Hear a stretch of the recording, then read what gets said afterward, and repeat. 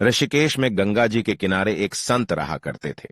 वह जन्मांध थे और उनका नित्य का एक नियम था कि वह शाम के समय ऊपर गगनचुंबी पहाड़ों में भ्रमण करने के लिए निकल जाते और हरि नाम का संकीर्तन करते जाते।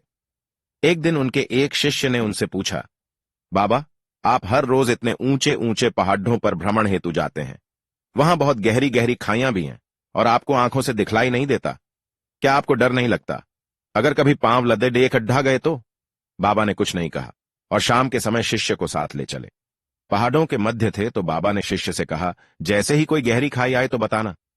दोनों चलते रहे और जैसे ही गहरी खाई आई, शिष्य ने बताया कि बाबा, गहरी खाई आ चुकी है। बाबा ने कहा, मुझे इसमें धक्का दे दे।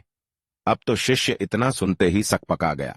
उसने कहा, बाबा, मैं आपको धक्का कैसे दे सकता हूं? मैं ऐसा हरगिज नहीं कर सकता। आप तो मेरे गुरुदेव हैं, मैं तो किसी अपने शत्रु को भी इस खाई में नहीं धकेल सकता। बाबा ने फिर कहा, मैं कहता हूं कि मुझे इस खाई में धक्का दे दो। यह मेरी आज्ञा है और मेरी आज्ञा की अवहेलना करोगे तो नर्कगामी होगे। शिष्य ने कहा, बाबा, मैं नर्क भोग लूंगा मगर आपको हरगिज इस खाई में नहीं धकेल सकता। तब बाबा ने शिष्य से कहा, रे नादान बालक, जब तुझ जैसा एक साधारण प्राणी मुझे खाई में नहीं धकेल सकता तो बता मेरा मालिक भला कैसे मुझे खाई में गिरने देगा?